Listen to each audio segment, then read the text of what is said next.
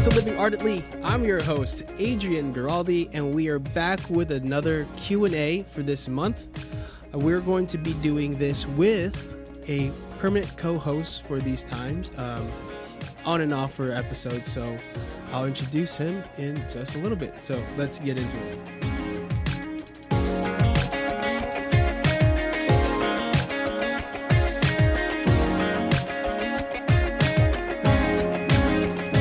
So our official co-host, you guys already heard him. He's been here a couple times this season. It's my brother from The Living Person, Jurell Sison. Welcome back, brother. Yo, how's it going? Thanks for having me. Yeah, dude, it's so cool to officially make this happen. We talked about it after the first two times he came on. It was good. Like, we had a good connection, and we worked well together, and a lot of people responded well to the episodes which you were on. So it was like a question that I just had to ask, and Jurell, you said yes. So really excited. Well, thank you for asking. Have you on the team. I don't know. Answering questions is my favorite thing. It's my favorite thing. And then if you don't know the question, you know what I mean? Like it's just like more inspiration to try and go onto a search to seek and find the answer, So, right. Or one of the many answers, So, yeah. Exactly. It's like you're always going further, going deeper, striving to not to be complacent, So that's exciting. It's a really cool thing. And Jurell will be here hopefully in other times, not just during Q&As, but we'll find out. We'll find more times. I have some secrets that are coming up for May. I'll let you guys know later on, but we will talk about those on a later time. So, but yeah, let's get into these questions. We got quite a few of them today. So the first one, no punches are being held today. What is your biggest fear? My biggest fear is drowning. Oh, man. As much as I'm a Florida boy, I did not learn how to swim well, or I'm just not confident in my swimming to save my life. I will start, if you throw me in the ocean, I start panicking, and it's just bad, man. I just get nervous. But all my friends love going to the beach and hanging out there, and it's like, okay, I'll just stay here in the shallow. So yeah, that's my biggest fear outside of other little things like roaches, but definitely drowning. Yeah, mine is I don't know, this is a deep one for me. Biggest fear, I think my biggest fear is losing my loved ones, you know what I mean? But right, yeah. To not take it so deep, I'm deathly afraid of spiders and mice and just insects in general. Just wig me out, dude. They just I'll jump 3 feet back and scream in a really high pitched voice. It's it's really a funny thing to see. So yeah, I as well flinch to roaches, and I flail. Sarah is very familiar with it because one of our first few dates, a roach we were in the parking lot just saying goodbye, and a roach approached both of us, and I freaked out. It was so bad. It was so bad. Bad. A roach is a thing in Florida, or what? Yeah, I didn't know. That was my first time seeing them outdoors, but I've seen them indoors before. I remember when I was younger, I was just watching TV, and one huge one, probably the biggest one I've seen in my life, just crawls from behind and goes on top, and I screamed. Yeah. I was not able to function well after that. So yeah, needless to say, yeah, I could go deeper. I could definitely have deeper answers to this, definitely losing my family, disappointing others, that's a big fear of mine. But, yeah. To keep it lighthearted at the beginning, we'll go with drowning and roaches. Yeah, mice were a big thing for me. What was that? We had mice. I had mice when I was a volunteer. I was doing a year of service in Detroit, and we lived in not the greatest house, cool. And we had mice in the house. So I just remember leaving early in the morning for school once. So it was like 6 o'clock in the morning. I was going to walk to school, and all of a sudden I hear a mouse trap go off, you know? And typically, like, I don't know, like they die right away, but this mouse was like, I was like, oh hell no. So I just left. And I started praying Hail Marys, like, Hail Mary, full of grace, Lord, That's so funny. Oh, that's great. So yeah, not That's a fan. hilarious. Yeah, no mice. Yeah, no. There was when I first think we had my back home. We had a like mice problem, and I had visited them for the first time in a while, and I just saw mice traps at home in my like living room and in my kitchen. I was like, "What? Why are there so many mouse traps?" And they're like, "Well, we have a mouse. We have a mouse problem." I'm like, what? I was like, yeah, they like get into our snacks and stuff often. Oh, like, yeah. You're joking. Yeah. So I didn't want to stay there very long after that happened. Yeah, I hear you. Yeah. Anyway, I can talk about this all day. But favorite Catholic accessories. What are yours? Let's see. I don't know. I was trying to think about this, like, and this is maybe like part of like the reason why Living Person has the designs that it has. And my answer is that I'm not too into Catholic accessories. Like, let's say my cross necklace here and there. I love the Tau cross, and I love my rosaries. Although that's not considered an accessory. I just like love the art and like how people like intentionally put them together. You know, like Mari from West Coast Catholic has like some amazing arrangements, and there's so much intentionality behind that. But I think like even like the spirit of the Living Person is like, it's about the way that you live your life. And sometimes I feel like the accessories or like the outwardness can be a crutch for me, you know? Sure. And like even like I was teaching at this all boys Catholic school. It was St. Ed's in one of the cities close by here in Cleveland, and I had like the bumper sticker on my car. You know what I mean? And this was even like I was also a youth minister at St. Ambrose, and I had the bumper sticker on my car, and I ultimately ended up taking them off because like I just felt like I wasn't living up to like what people think a Christian should be. You know what I mean? Like there's like when it says St. Ambrose on the back of my car, or it says St. Ed's, and like I just happen to not like be my best on the road. Like I like have a blip where it's like I'm like frustrated or whatever. I don't want that frustration to be connected to what a Catholic is or what a Christian is. So I just remember like, I don't know, I just like wasn't paying enough attention, and I just felt like this like unnecessary guilt after that like incident happened. They're like honking their horn, they gave me the finger or whatever. And then when I got into my parking spot, I took off the bumper sticker. So that's like part of it is like even the St. Francis quote that I keep talking about. It's like there's no use walking to preach if your walking isn't your preaching or whatever. And then if you notice a lot of the Living Person designs, like you won't find a cross on it, you won't find Jesus's name on it. They're all very like, I don't know, there's like that design. It's I think it's like roll with the winners. It's just like 4 letters, like the AMDG thing. You would never know unless someone asks you. You know what I mean? Yeah. So they're very like secular, but like the intention behind it is very Catholic. You know. So. Exactly. So that's my answer. I do wear like my crosses around my neck. But yeah. I do a lot of.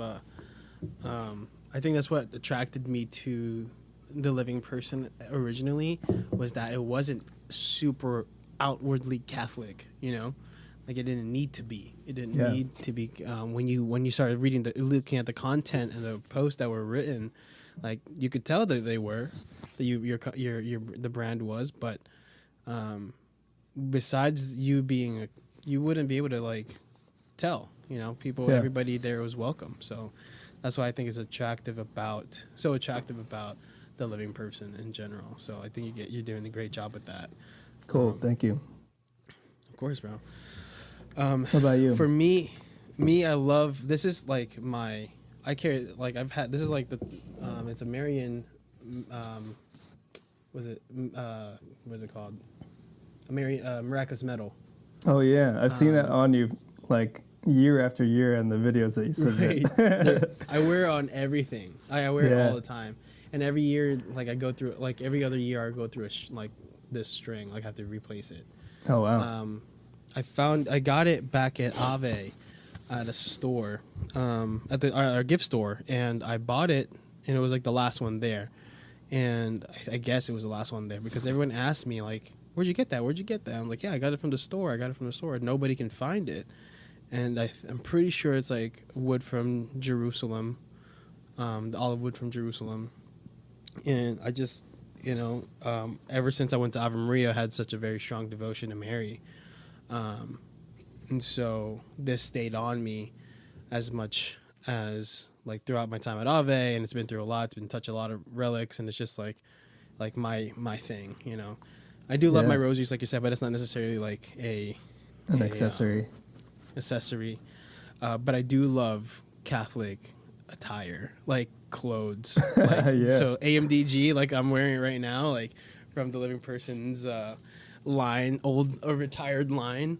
Like these were the thing for me. So, and then another thing, hats like this from JMJ Cat 3. I also have another one. This is from Exodus Printing. Can you pass me that one for me, please? Yeah. I love this one too. It's like a oh, is that a chalice? I can't see. It's the chalice and Eucharist on there. Crucifix. Oh, that's sick. That's so simple. The crucifix, the cross. It's so simple. I love the design, and it's just like I'll show it on the camera here too, but it's too bright.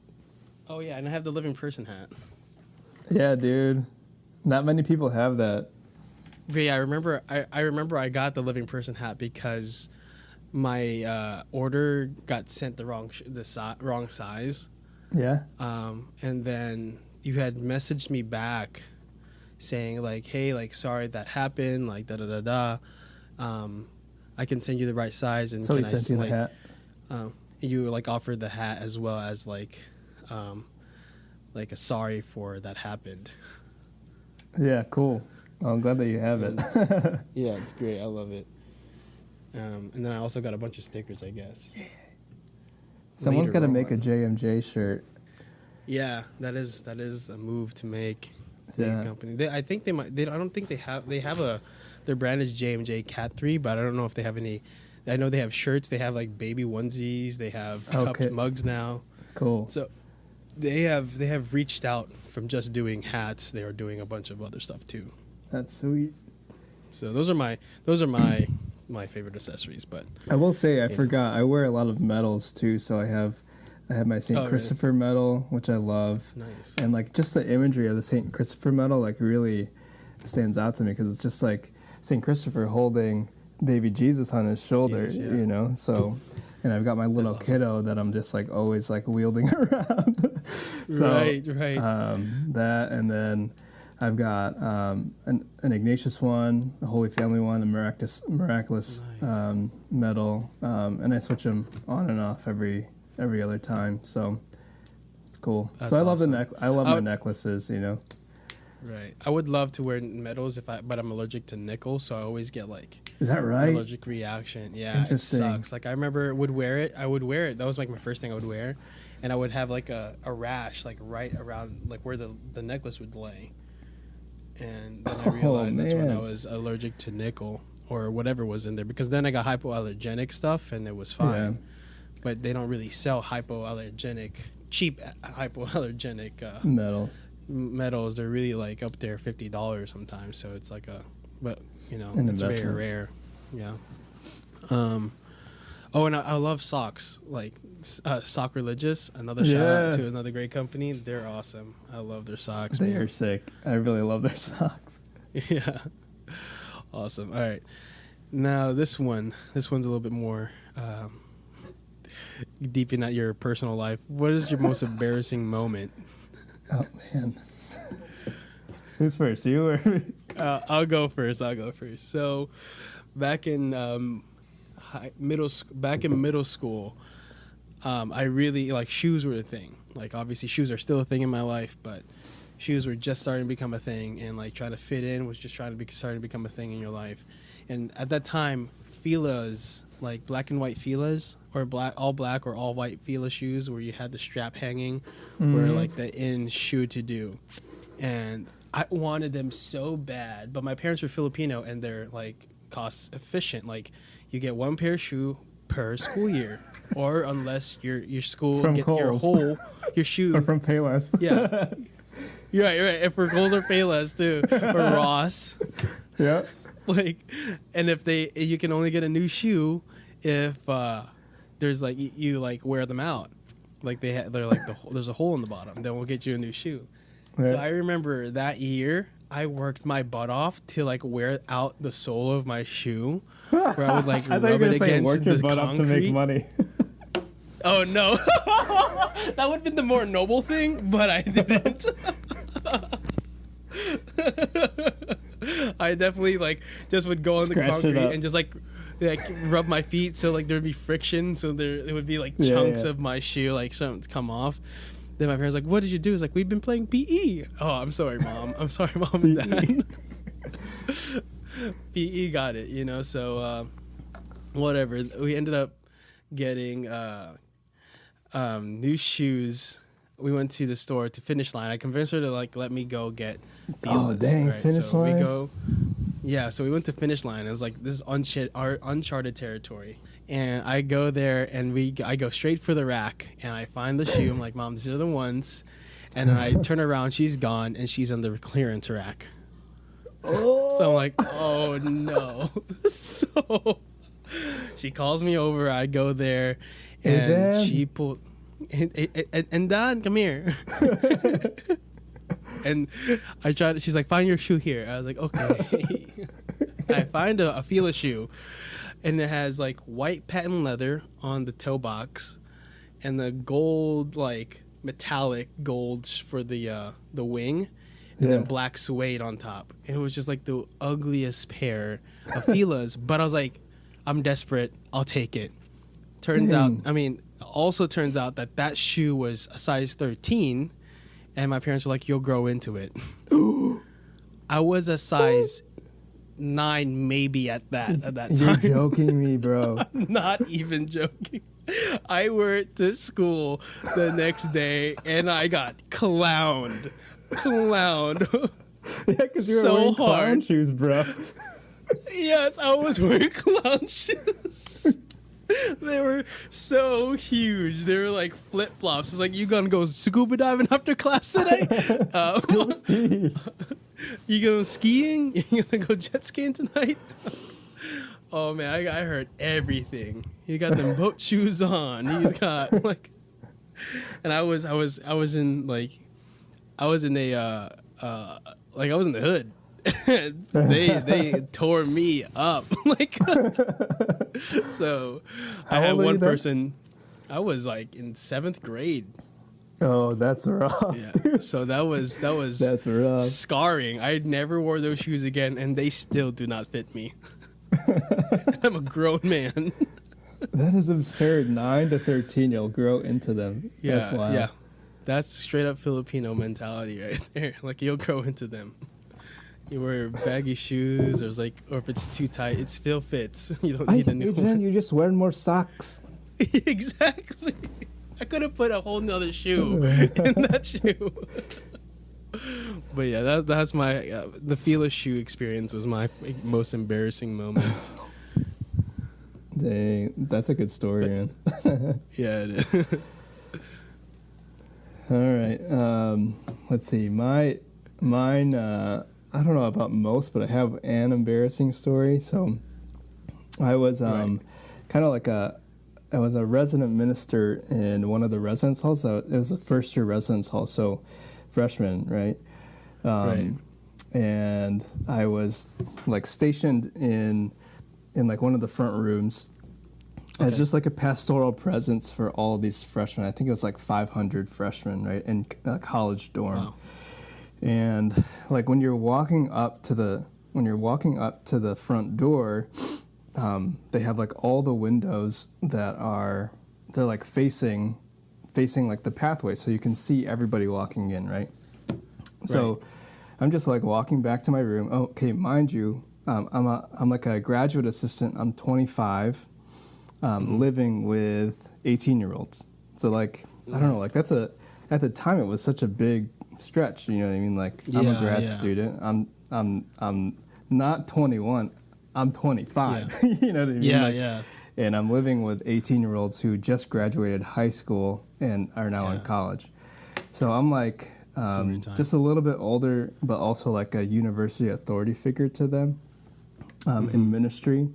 And this is like right after lunch, the whole building was getting ready for this like epic prank that they were gonna like execute on another freshman, right?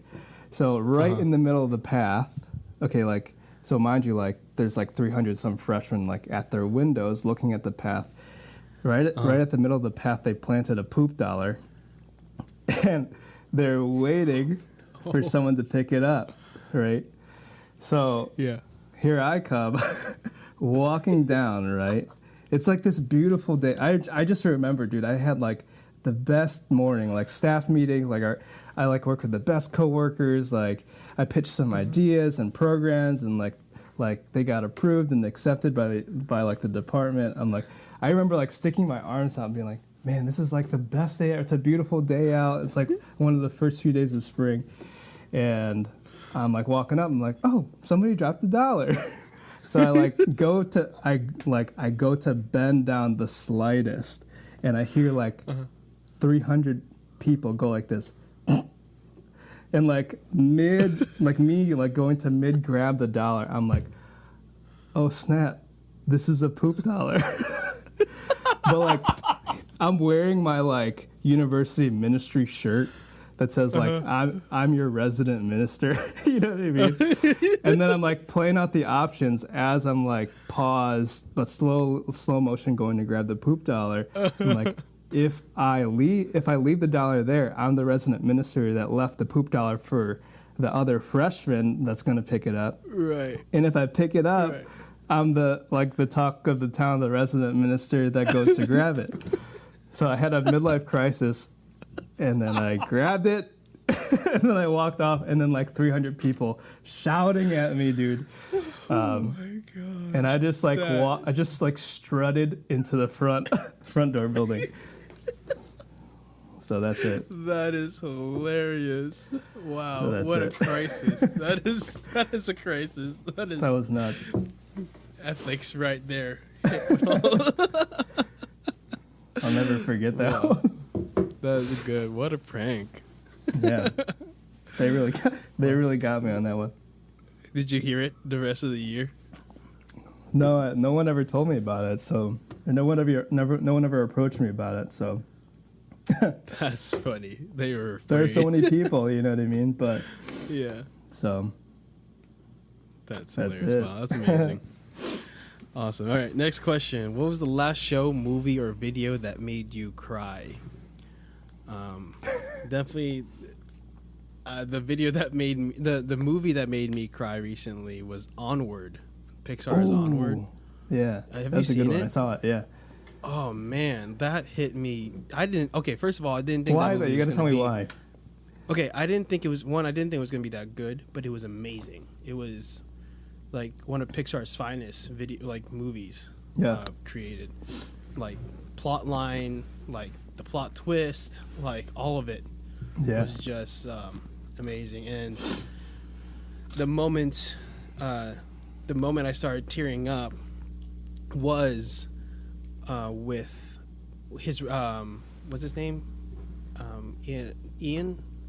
Ian, yeah. Yep. Tom Holland's character, Yep. Ian, having that realization when he was taking off that checklist that his brother was Yep. like that. I mean, obviously that moment was made to be emotional, but it got me a lot more than I like expected it to. And I don't know if it's because like me and my brother's relationship right now is strained, or if it's like, you know, is it something that has to do with my father, who, you know, not that he's a bad father, but like, I don't know.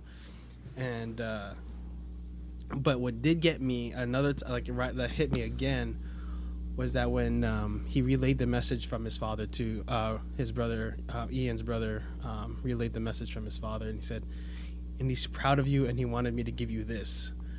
And oh man, started crying. And I think that's just something that I love. Like I think I always just desire for is just to hear, like, I'm proud of you from my family, you know. Because I mean you always want that, but like I think when I first started doing ministry, my parents were so confused about why I chose ministry over money, you know. Over something that's going to make me more money to live comfortably. And I just, you know, obviously I had some conversion of heart and wanted to pursue ministry. And when they finally realized why I did what I did and started backing me, it was probably one of the best moments in my life. So it just kind of reflected that, I think, and I just started weeping. Not expected. That's a good story, man. Yeah. I love that movie. I love that movie too. I've got a thing for Disney movies, I think. So every movie that like is so memorable to me is like a Disney Pixar type of thing, you know. Right. And I think also it's because they do such a good job of like creating these storylines that like are so elementary and like children understand them, but like they cut to like the human condition and like right.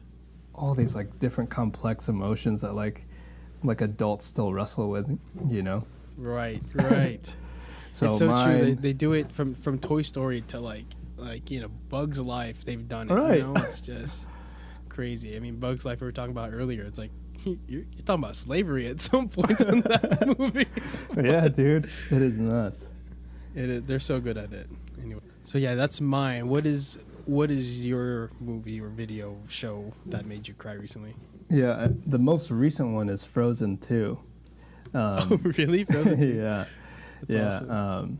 And I can't really identify why right now. It's not as memorable as some of like my other like favorite Disney movies, but so let me think about that one. But like the one that like always comes up is Moana. I love Moana. And then I also love, what's it called? Coco. Have you seen Coco? Yeah, Coco is amazing.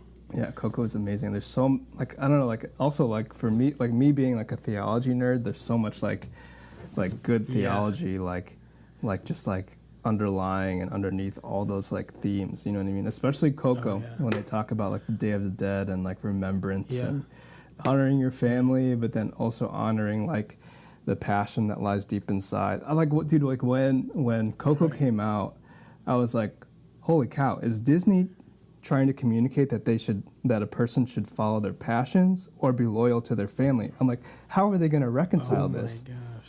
You know? Right. And they did. Like, I'm not going to spoil it for like the people that haven't seen it, but like the movie Coco, that one, like, and that one has to do with like a grandma. Like, I will say that like the movie is called Coco because the grandma's name is Coco. And I have like so many just like powerful stories about my grandma being an influence in my life and like a faith role model in my life and the person that like brought faith into the family and that's awesome. So many themes. That one I was like legit weeping. You know what I mean? Like I feel like everything makes me cry. Everything makes me cry. You know, like commercials make me like choke up in the throat. You know, I'm watching like there's nothing in my throat. You know, or So the like Super Frozen, Bowl commercials get you. I thought Frozen 2 was a good movie, but like not compared to Coco. You know. Yeah. Then another one that's really good is Finding Dory, about finding your way back home. I've never seen it. Oh, what? Oh, you have it? Oh my gosh, you have to watch that one. And the thing that her father says to her, like at the towards the end will like echo words of God the Father, and just like, gets you. My young adult leader, Rachel Bowman, shout out to Rachel Bowman. She's awesome, and she often does. She writes for the Word on Fire blog. Cool. That's And she had shared this reflection. She often uses Disney films for her for reflections. I don't know, at our young adult meetings, or if it's just like on her blog. So like, so many like Disney films have so much like you can relate back and show us back into theology and our relationships they're with good one at it. another. I don't know, Father. I don't know if it's intentional, dude, but dang. They're good. If anything, it speaks to how much like, you know, we are desiring. We have the right desires. We're just not following the right thing, you know? Mm-hmm. Yeah. So, beautiful I stuff. hear that. Beautiful stuff. All right. We're going to get into some really heavier things, topics, questions. But before we get into that, let's take a break right here. We'll be back. So if you know me, you know that I love Catholic accessories. One of my favorite accessories are hats, like this one. This one's from JMJ Cat 3. JMJ Cat 3 sells amazing Catholic headgear because being Catholic is not just for Sundays. They have this dope Divine Mercy hat that I really want to grab for myself, but they have a bunch of other great unique designs. On top of that, they also have a bunch of shirts, hoodies, baby onesies, mugs, and neck gaiters that you can use for, pseudo face mask right now. So go to jmjcat3.com to get your Catholic gear today. There's a special offer for Living Ardently listeners. You can get 10% off your next purchase by using our promo code LivingArdently. There's a space in between there, so Living Space Ardently. Make sure you use that space in there. Again, go to jmjcat3.com and use our promo code LivingArdently for 10% off your next purchase. That's jmjcat3.com and use the promo code Living Ardently for 10% off your next purchase.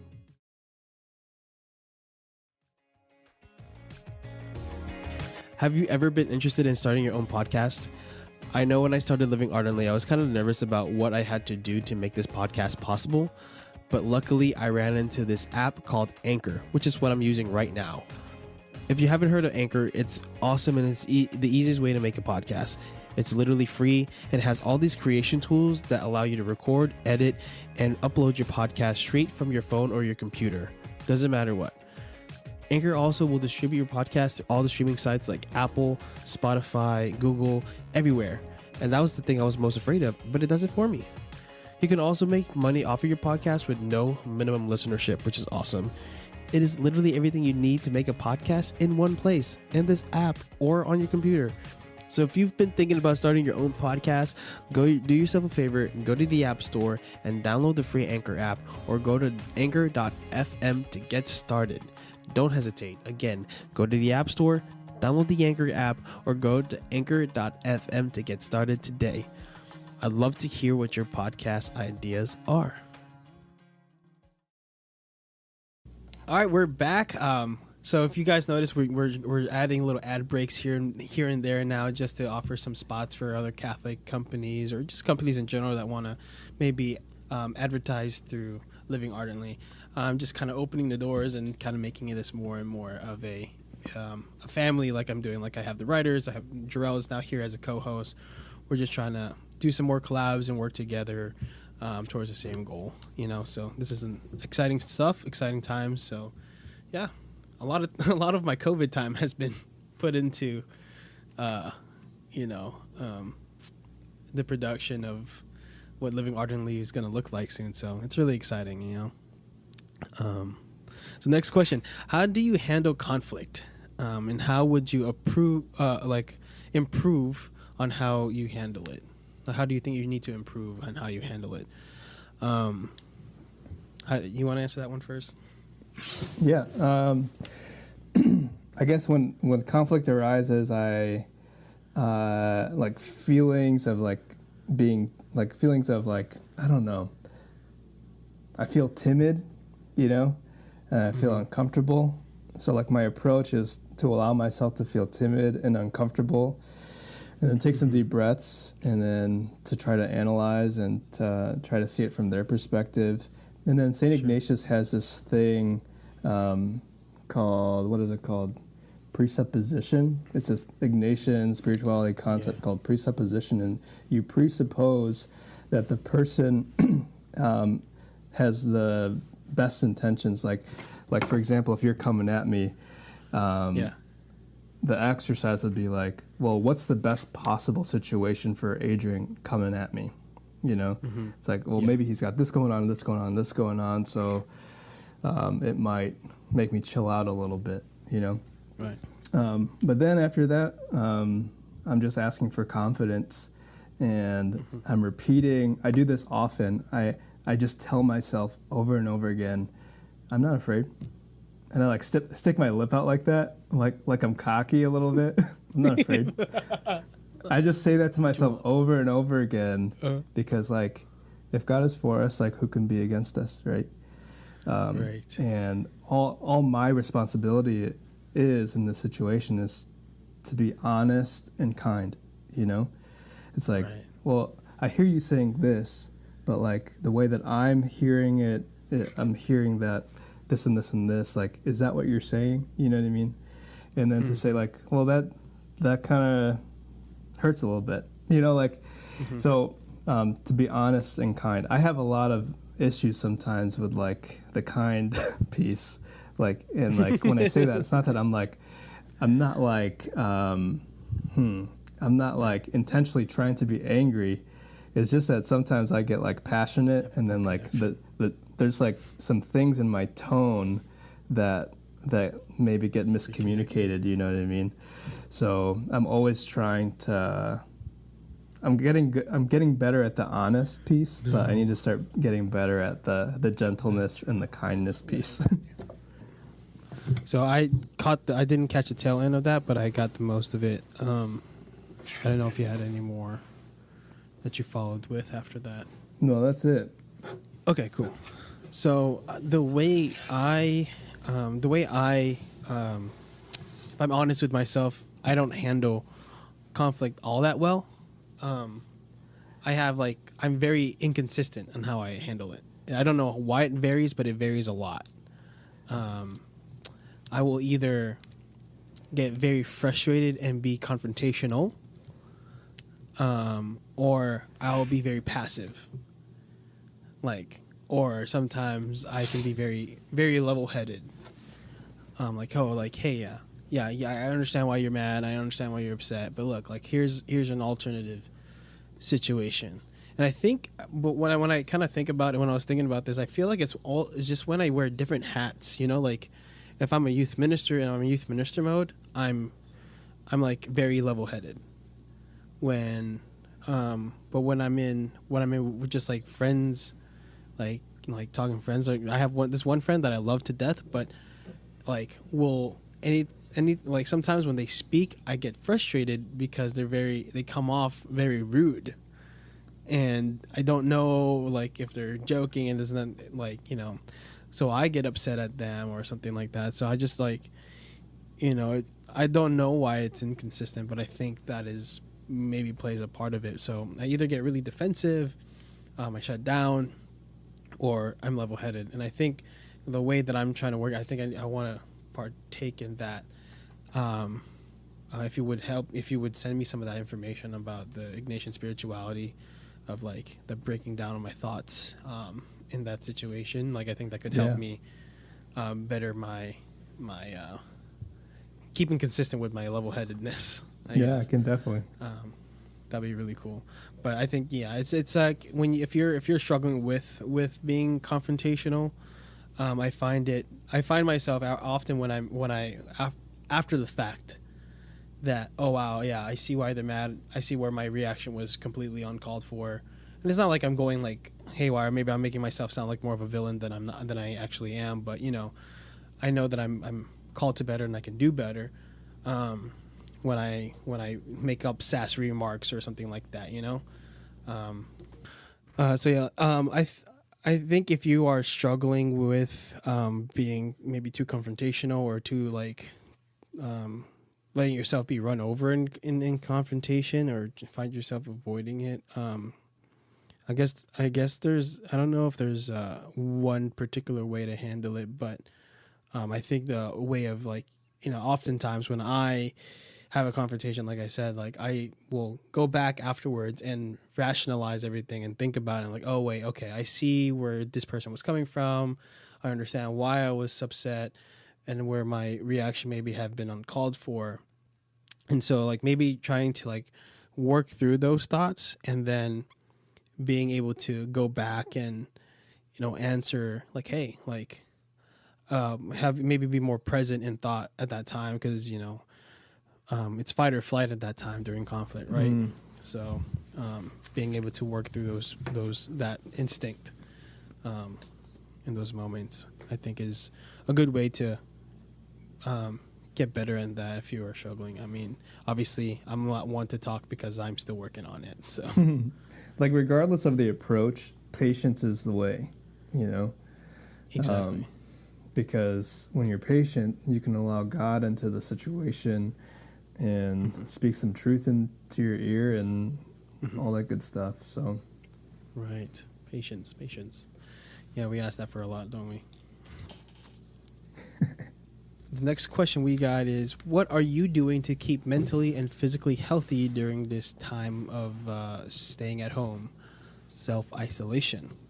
For myself, I'm doing like a lot of, like, I'm trying to make time for leisure since like my work is at home now. It gets confusing as when to working is okay and when leisure is okay, right?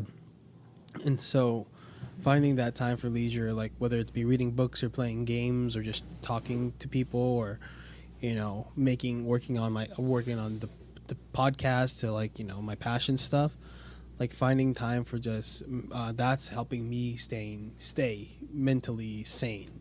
I can admit, and people can my friends can attest to this, so can Sarah, that I have moments of like, I can't take this anymore. I need, this. I need to be back with my community. Like I just strive for, like I'm an extrovert, like all out through and through. I mean, ministry is like with people, and I can't stand not being with people. I mean, those are my times where I do need to be alone, but this is like, for me, there's moments where I'm like, I'm alone too often. But keeping connected with people has kept me sane, and like I said, leisure, other forms of leisure, whether it be video games or reading books, watching some shows, or just not doing anything, praying, obviously, but just finding that time. And then physically, I'm trying to work out, like I'm trying to stay consistent. Like I love when I'm at the when it's normal, I'm at the gym 3 to 5 times a week for an hour at a piece, and here I'm like working out maybe 2-3 times a week.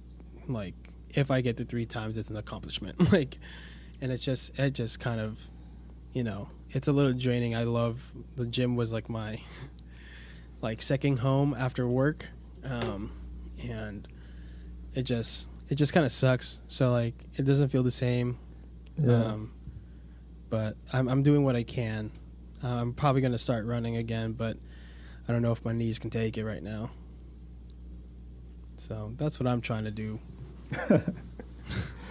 I feel that. I mean, like, what am I doing to stay spiritually, mentally, and physically healthy? I guess, like, what I'm doing is, like, screwing it up a lot, It's, like, and also, like, we just had a newborn Right. 2.5 weeks ago, so there's a lot of screwing up. By the way. Thank you.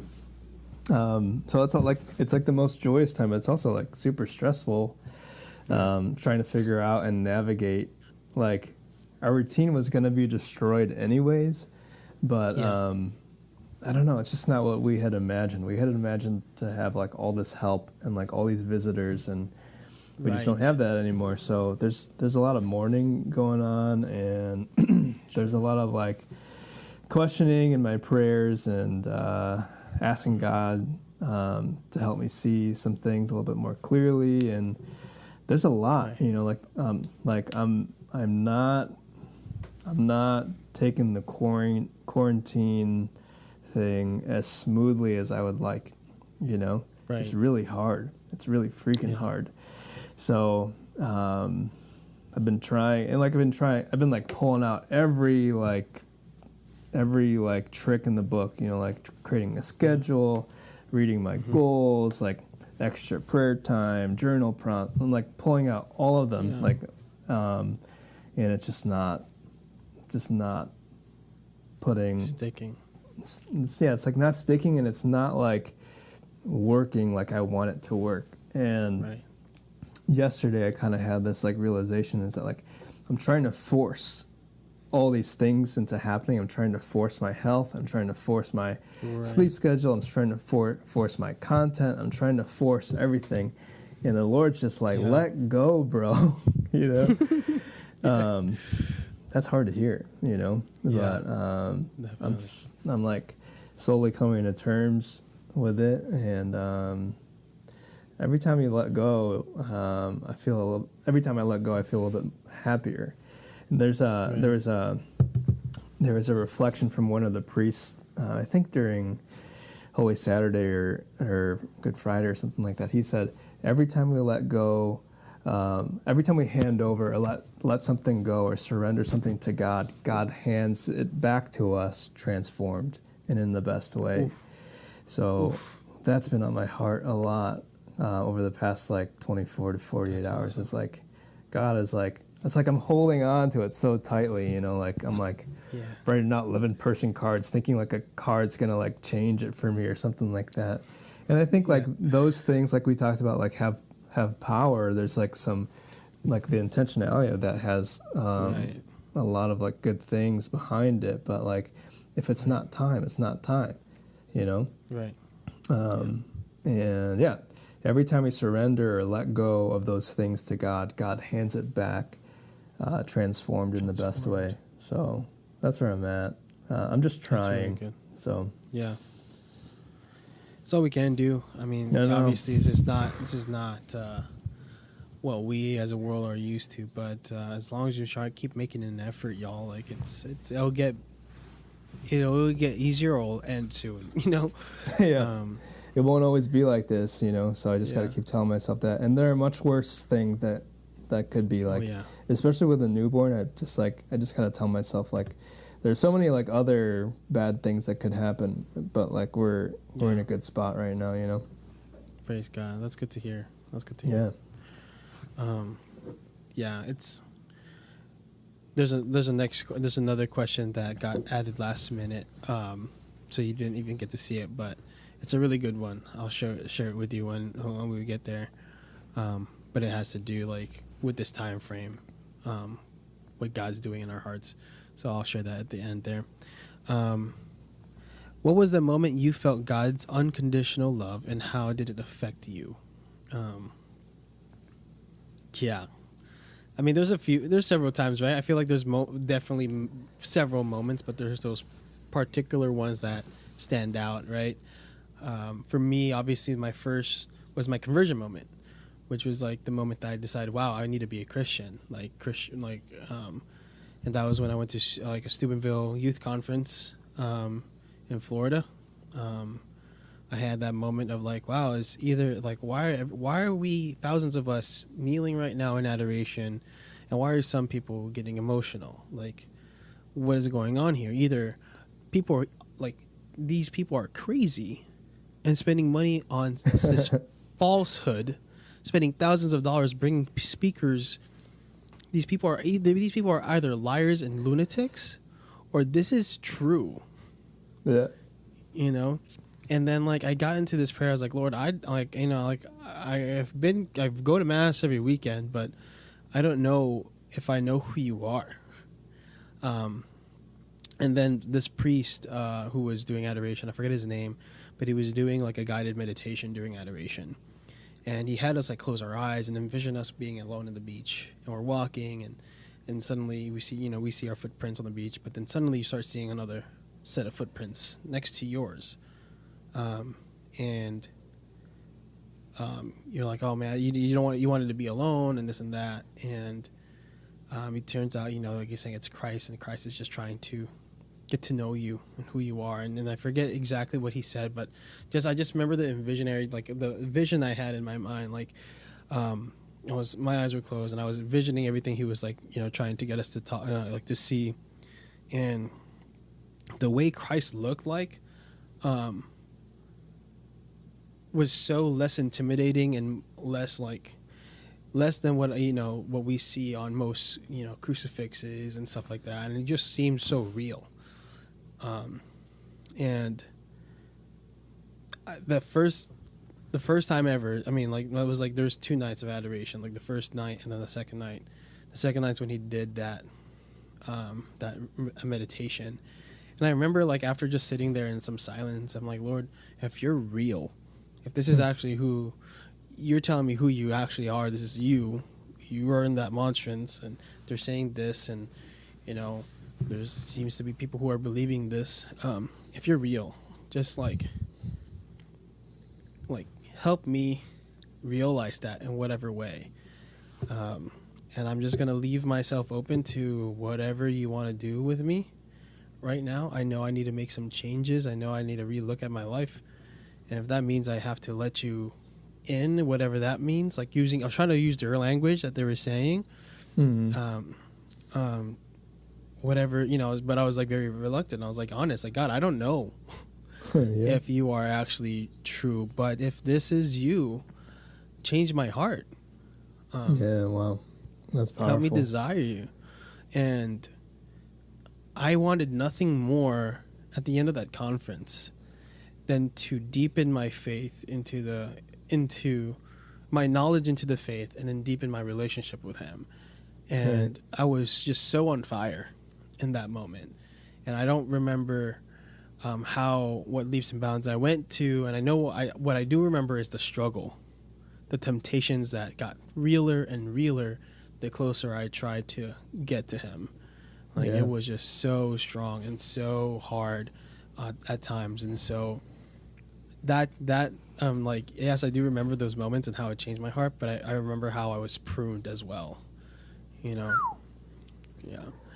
And another moment where God kind of showed himself, this is a really big moment. It's like, I was dating this girl for 4.5 years of my life, from 16. She was actually with me at that Steubenville conference, and she converted to Catholicism because she was convicted by the same truth, like Lord is true. And she did RCIA, became Catholic with my best friend who was already Catholic but had not gotten confirmation, and they did the RCIA program together that summer. And then we were dating we went through this journey kind of together.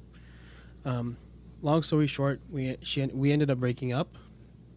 She ended up dating one of my friends from back home shortly after, and it hurt because it seemed very soon after our relationship. Like, it was, and then it turns out later on, I found out it was only 2 weeks after we broke up that they started dating. And we had been, we had been dating for 4.5 years. I was best friends with this guy forever. Oh, and man. Like we grew up together. So I felt betrayed. I felt hurt. Apparently all my friends from back home, from my youth group, knew about this, and they tried to do something about it, but, I was out of the loop. I found out when I came back for, like, winter break, and I was like, what the heck is going on? But all the while, I remember putting on a front that I'm okay with this is fine. And I even was trying to be friends with them, like, hey, like, I'm cool with you guys dating. I would rather you guys be dating each other because you guys are going to keep each other holy because you guys are great people. But outwardly, dude, I was inside I was like hurting. Like, it sucked. I felt like trash, but I kept going. I kept putting on this facade that this is okay, I'm friends, we try to hang out, but I was torturing myself with this, and my family was calling me on it, and I said, no, I'm okay, like, I'm fine, I tried to ignore this. And I think it was the summer before my senior year in college, where it was almost a year after this had all happened, this had been going on for a year. I said, hey, can I meet with you? Can I meet with you guys? And they were reluctant, because I think the last time that happened, it was with my friend group, and it was just a really weird thing. But they agreed, and I had confessed to them, like, look, I've been acting like I'm fine with you guys, but honestly, I've been hurt, and those hurt have been like actualized in words of frustration to other people behind your back, and those words weren't kind, and you deserve better than that. You don't deserve to be like spoken about in the way that I've been speaking to you about, no matter what feelings I have felt. Yes, I have to admit I was hurt, and yes, I've been putting on a facade that, yeah, I'm okay with this, but you know, for a very long while I wasn't, and I was grieving. And so that time, that meetup was probably the most like mercy I've ever felt in my life. Like, after I let that go, it was the year of mercy too, where Pope Francis had called the year of mercy. Wow. And that was like the summer before I went back to my senior year. And that my senior year in college was like the most fruitful, beautiful year in my life.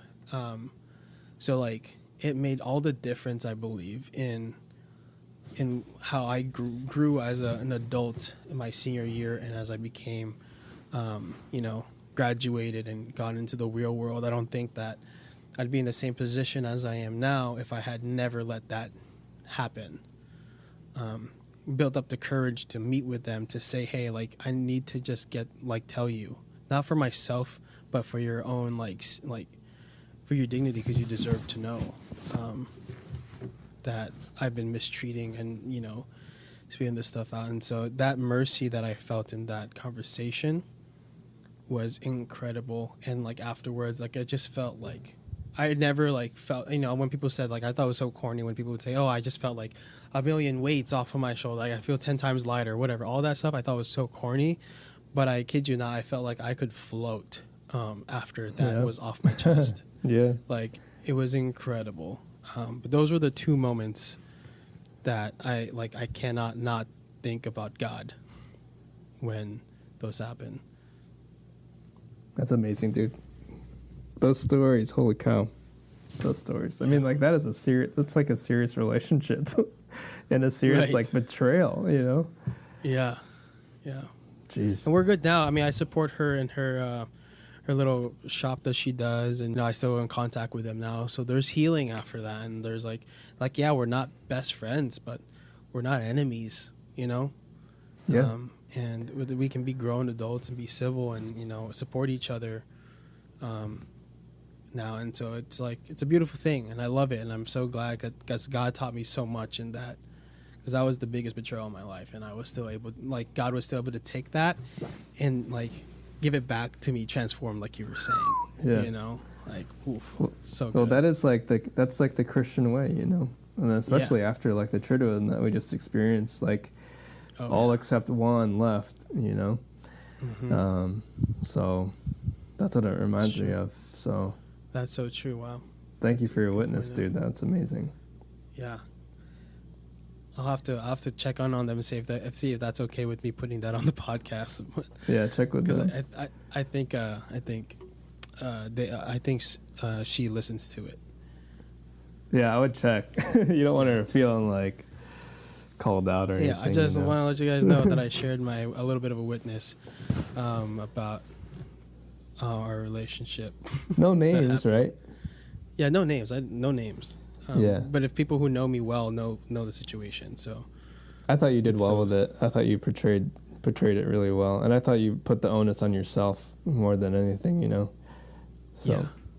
Thanks, man. I mean, I've shared that with my teens enough that I know, not to try to make them the villains of the story, because they're not. Yeah. They did what they did, and I reacted poorly. Yeah. Yeah. The moment that I felt God's unconditional love, it was my first retreat, and it was a retreat that I made called Tech, Teens Encounter Christ in Cleveland. That's this really popular retreat. Oh, wow. I think I talked about it before, maybe on the podcast. But yeah, I mean, that was it. I mean, that was my falling off, being blinded by the light, like Yeah. falling off the horse moment. So I won't go into too much detail. You can look at one of the other podcasts. I think it was the first one. But like super similar story to you, like super skeptical. It was a 3-day retreat. So on Friday, I was just like dragging my feet, and I was like, who are these weirdos? Like, what are these games? Like, this is a waste of time. Like, I should be hanging out with my friends. Like, these people are crying, and like these witnesses and these stories. Like when we had confession, that was something familiar to me because I grew up Catholic, and that was really meaningful, and that like opened my heart like a teeny bit, and then as people started opening themselves up, my heart just kind of like opened up more and more and more and more. Right. And then, like we ended just like most Catholic retreats do, like we have that high point on Saturday or something like that where there's like Eucharistic adoration and music and being prayed over, and I'm just like weeping, dude. Weeping. That's awesome. Like, and I do remember something similar, like use the word floating, and I just remember like I just like was not used to singing in church, you know what I mean? Like, but like we had been practicing these worship songs throughout the weekend, and they played one of the ones that I like kind of liked, and like dude, the whole room was just like belting it, and like all facing the Eucharist, and like I couldn't like avoid what was going on in that room. So I just like gave over to it a little bit. I gave over to it a little bit, and God took over, and like I was like awesome. Like not screaming, but like singing the loudest I could possibly sing. Like I wanted to sing louder, but my body couldn't physically like handle how loud I wanted to sing. I like put my arms up, I'm like on my knees, and like closed my eyes, and I felt like I was floating, dude. Like I had never felt so much peace, and I had never felt so free. Like after so many years of like being in this friend group that I like never felt accepted or like never felt like myself, for the first time I felt like me, That's and awesome. like fully free, and like Jesus was a part of that, the Eucharist, the sacrament was a part of that, and I was like, whatever this is, like I just need more of it, and That's then awesome. people had all kinds of things to say. They're like, well, you should come to this, you should come to this, you should come to this. So every insecurity just like was shattered, like I had problems, I had like so many issues like speaking in public and making friends, and then all of a sudden I'm like going up to people and be like, hey, I'm Jurell, like blah blah blah blah blah blah, like I'm sharing my life story, and like it was just the most transformative, like life-changing moment of my life. That's awesome. That's awesome. It's always those moments like, like I said, I think I said it when you first said it, like you never know, a one weekend can just completely turn your life, like change your life for a whole different direction. Like, say you or I didn't go to retreat, I'm sure the Lord would have found a different way to get to our hearts if we didn't go to those retreats that we went to. Right. But like how different would our life would have been between now and that point, and when God actually would have entered in our lives, like just the thought of that blows my mind. I don't know where I would be, dude. Yeah. I don't know where I would be. I mean, I was like at a community college, I think like looking into being a PA, and then I talked myself out of that because it was too hard, and I was like maybe nursing, and I was like no, that's too hard, and then I was like maybe paramedic, and I was like no, that's too hard, and then I was just like no motivation whatsoever. It's like everything I thought of was too hard, and then like went through that experience. I'm like, dude, nothing is too hard with like with this faith that I have, So it was wild. That's cool. That's so great. That's awesome, dude. I love that. All right. Next question we got. What can we actively and practically do to push any despair in these times? Why don't you take a crack at that one first? Yeah, I wrote down. Can you say the question one more time? What can we actively and practically do to push away from despair in these times? Yeah, in my opinion, the way to push away from the despair that you might be feeling during quarantine is to first admit that you're in despair. Like, Right. stop lying to yourself, stop lying and stop pretending that you're okay when you're Right. not, because that just like enhances all the anxiety and the worry, and like, not to mention you're living a lie. You know what I mean? Yeah. The truth, bro, the truth will set you free. It's okay for you to be in despair. That's literally the first step. You have to admit to yourself, like, I am not okay. And I was listening to one of the masses on Ascension Press with Father Josh. I think it was on. Nice. Wednesday of Holy Week, and he provided some psalms that that just like helped us. Like he was saying that like the psalms give voice to people in despair when they don't know what to say, right? And it's just like amazing. So even Jesus, on the cross, like there's no words, but like he like one of the 7 things that he recited was a psalm. My God, why have you forsaken me? Yeah. And that wasn't like that wasn't to say like, God, I hate you, like you left me. He was reciting a psalm of hope, right? So if you go to read that psalm, is it Psalm 22? I can't remember. 23. 23 maybe. I'm not sure. I don't think it's 23, but No, that's look I it shall up. not want. Google. Yeah, that's the shepherd one, I think. Yeah. But look it up. It's in there. The entire psalm, if you take a look at it, and it's an entirety, it ends in hope, right? So a lot of these psalms, they are You're right. psalms. It was 22. 22? Yeah, cool. Yeah. A lot of these psalms, like we think that God can't handle our junk, but like God can handle it, and the proof is in the pudding. It's in the scriptures. It's literally in the text, right? It's literally in the text. Like there's no one better at like talking trash to God than the writers of the Bible. It is crazy.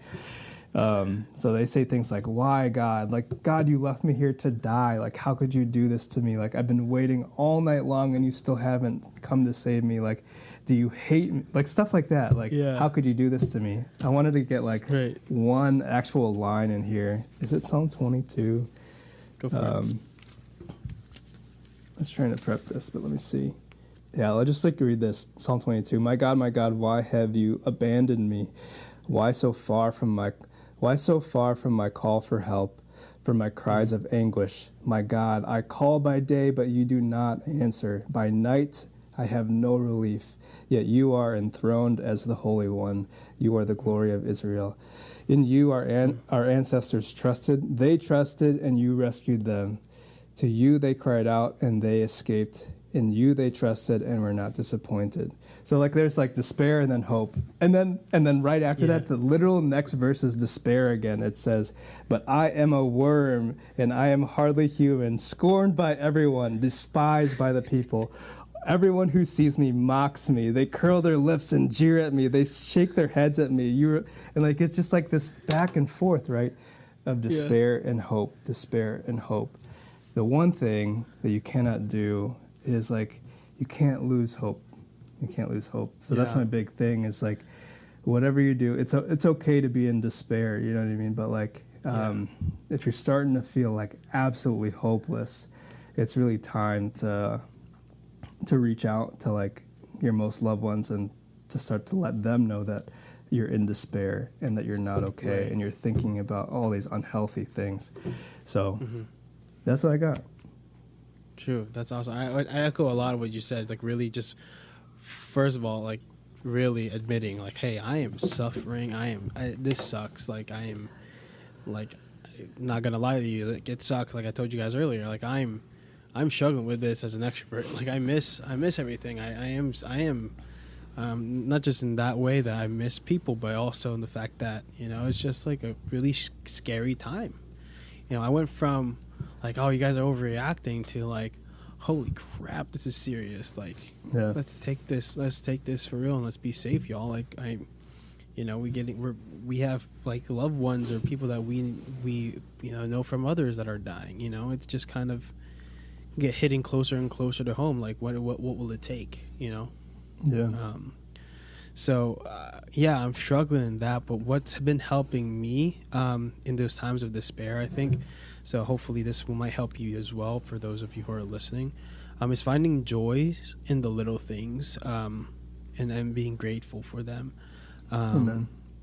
Like showing gratitude, and like, and just, hey, like, Lord, thank you again for like waking me up. Like, thank you for like letting me able to walk with 2 feet and, breathe with my lungs, and just kind of like, it might seem like so elementary, or like, but just breaking it down to like showing gratitude and thanksgiving for these moments of goodness in your life. It can be like really small, it can be huge, it can be like, wow, like I made, like, say you're working from home, like I hit a lot of my goals today, like I'm so thankful for that, like, but just showing that gratitude for me, like in the little things, has been really beautiful for myself, for my friends. You spoke, I think, in the last Q&A about doing this journaling exercise for Thanksgiving, because Eucharist means Thanksgiving, and just writing down and things you're grateful for.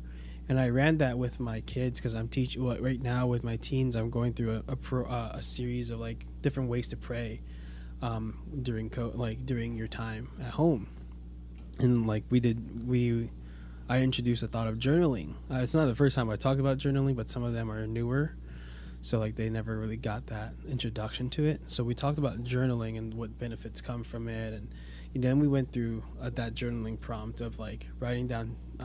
I had them write down a list of 10, just like numbered 1 to 10, a piece of paper, and I had them write the first 3 things that they were grateful about their morning, 3 things that they were thankful for, they were grateful for.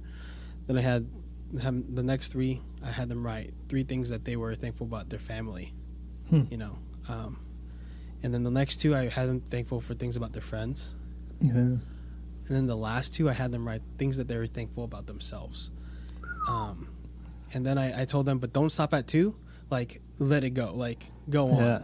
If you can find more than 2, write them and see how far you can go. And majority of them, all of them wrote over 10, and some even like most of them over 15. That's amazing, dude. So like, being able to find these little gratitude things to be grateful for, and have gratitude in your day, has helped me. Sometimes I write it, sometimes I just gotta run through it in my head. So, echoing, first of all, sharing the despair, echoing Jurell, just kind of show that despair, admit to it, and then also try to combat it with gratitude, And then this is the last one that you didn't see. Cool. That I was asked. What is God trying to heal you during this time of social isolation? Oh my goodness, dude. Right? Yeah. This is actually very similar to what my spiritual director asked me. My last spiritual I do spiritual direction with my retired priest at my parish, and he's very spirit led and very like very wise, and he had done this in a couple of his homilies after COVID had like banned us from being able to go to mass, and he had asked this in one of his homilies, and then I went to spiritual direction him just before it all ended, and he had asked me the same thing, and I had realized for myself that there's some wounds that I have not known that I had, that I need to be working through right now, that I need to face, and this is the moment, the chance for me to kind of pick at it. I love to be vulnerable and share these kind of things, but there's also should be prudence in this right now, because this one I'm not very familiar as to how I need to be going with it. So just for the sake of a little bit of prudence in my vulnerability, I will share once I flesh it out in my with the Lord. But I'll keep it between them. But I know there's a big wound that I did not realize until recently that I had, and the Lord slowly like kind of like picking at it, and and letting him, like, trying to recover it and let the blood flow back out so he could actually heal it correctly. Yeah. Because I let it scab, and he's just trying to like let the wound open up and air out a little bit. So I'm just slowly working through that right now, and I know there's probably more to it that I probably haven't uncovered yet. So that's kind of what the Lord's doing with me. Yeah. Yeah, I think that's smart to be prudent in what you share, but be not afraid, my man. Be not afraid. Yeah. Dive deeper and Right. deeper and deeper. Right. So yeah, I mean, I've got those big wounds as well that don't necessarily need to be shared on the internet, but I think I shared a decent amount with like how quarantine's going for me. Like, there's a lot of mourning, you know what I mean? Things that I used to have and don't have anymore. I don't have a ton of freedom anymore. Like, I just don't have a ton of free time. And that's like a weird one because like having kids is such a joyful time, but like, I don't know. It's like one of those things. I know I tuned into Blessed Is She's Teachable Tuesday the other day, and they were answering this question. Nice. And I think Jenna Gizar was like, the Lord's let me know that I have like an addiction problem with work. And I was like, yep, that's me. That's me. And like, I have this passion project, and these businesses that like I've started, and I just can't work on them and like try to save them because I'm trying to raise 2 children. You know what I mean? Like, like the priority is so obviously the children, but there's, for whatever reason, right, there's still this like internal battle between, which I think like that's probably why I resonated with Coco so much, is like you have this main character that's like wrestling with his passions, but then like he's also wrestling with like being loyal to his family, like which one wins, and you got to figure out how to reconcile that stuff, and maybe one dies and one lives, or maybe there's like a beautiful balance between the two. All I know is that the answer is in the Paschal mystery, that death will lead to life. So all the pain that you might be feeling, for you, Adrian, and then for the person that asked the question, if they're like asking for themselves or for a friend or whatever, like the pain that we are all feeling, if we dedicate it and offer it up to Christ, will be transformed into something life-giving.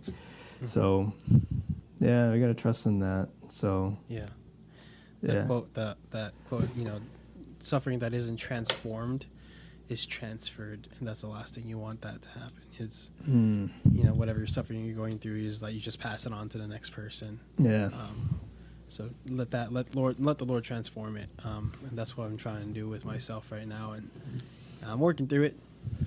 When we get past it, I'll share. But you're right. It's good, man. Be not afraid. That's good. Yeah. So,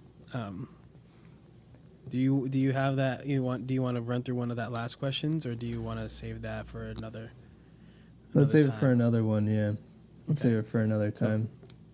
Cool. Awesome. So that was the Q&A. Don't know how much. It's a good one. It was a good one. It's a long one, and hopefully you guys enjoyed every moment of it. It was awesome. Like, there's probably a bunch of stuff that you guys don't get to hear that is going to be just saved for what we got to experience. So, it's a great time when we get to do these. So hopefully you guys are enjoying them. Let us know by leaving us a review on Apple Podcasts, or just letting us know through our direct messages. You can follow Jurell at the.living.person on Instagram, or at his personal at Jurell Sison. Those will be linked in the bottom of the show notes. You can also follow our account at It's Only Adrian, my personal at It's Only Adrian, and the podcast at Living Ardently. Again, you can just send us DMs and let us know like what you guys liked, what you didn't like, what might be something that you want to see more of. We'd love to hear from it. We'd love to do it. So let us know that way what you guys liked, what you didn't like, so that we can better cater to you all, those who are listening, and that's what matters, and that's what we're doing this for those who are attentive listeners. And if you're watching on YouTube, welcome. Thank you for watching. It's been great. Like I said, we're open books. You can send me also an email if you don't have social media at livingardentlypod, livingardentlypod@gmail.com. So send us anything. Check out our blog site. We're revamping a lot of stuff, and we're starting a new website soon. But all that stuff is pending, and I have a whole thing that I wanted to share with you guys before we get going.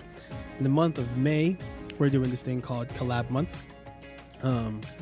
May we're collabing with some really cool Catholic Instagrammers, Catholic podcasters that are coming on to to Living Ardently next month, and we might be starting these things called 5-Minute Fridays, where I release a little 5-minute episode, pre-episode, whether it be myself or a friend of mine or something, where we just do something 5 minutes. I forget what exactly I wanted to do, but it's something that I'm holding myself accountable to now because by announcing it, because it's something that I really Nice. I had some good ideas and I want to flesh it out some more. 5-Minute Fridays coming at you either in May or in June. Something that we will work on, but maybe some tidbits, some tips, maybe some reflections. Who knows? We'll see. Maybe we'll have my guests. We'll record them with the guests. We'll try it out. So, but main thing, May is going to collab month. We're going to have some really cool people come on. We might have more than just 4 episodes next month, so it'll be really cool if you guys stay tuned for that. It's going to be really great. Jurell will be back for another episode. Again, he's a resident co-host now, so we're excited about that. Love it. Ask your questions. Ask your questions. If you want to grow in your faith, I'm a big believer in asking questions. Yeah. So the things that you don't know or like not confident about, try to get some perspective, and I think it's all good. You can ask literally anything. Like it can be anything about us, again, like personally, but if you want to grow deeper into your faith and want to know more about your faith, like we can't guarantee we're going to have the most catechetical, like theologically sound answers always, but we can offer you what we have in our experiences and in our ministries and what we've gone through ourselves personally. So ask away, and don't be afraid. You can ask them, you can ask them on social media, you can ask them on email. You can also ask them through voice message. If you want to do a voice message, we have that option now. You can have the link in the show notes as well, where you can just go in there and you send you to a link, and you just say, hey Adrian, hey Jurell, like what is your favorite food coloring? Yeah. Something stupid like that, or whatever case. I just love I would love to have more interaction with you all. So I appreciate all of you who have been sending out the questions, those who have been taking out of their time to kind of deepen their desire to deepen their faith with these questions. So thanks guys for listening. Jurell, thanks again for coming on, and of course, thanks for having me. Yeah, thanks for coming on and agreeing to be the co-host. We I'm are excited. Looking forward to all of the stuff that we're going to be going through in the future. Cool. I'm excited. Thanks for having me, y'all. Yeah, man. All right, y'all. I appreciate your support, your love. Stay tuned for next month. And you got anything last to say before you go? No, that's good for me. See you next time. Yeah, see you next time. God bless you all. Stay holy and stay sane out there. God bless. Oh, stay joyful, y'all. It's yes. we're an Easter people. You know what I mean? So let's rejoice. Let's be happy, and with what we got. God bless you guys. Thanks for listening. I hope this helps in any way, shape, or form. And I'll see you on the next one. And until then, keep living ardently. Peace. Nice.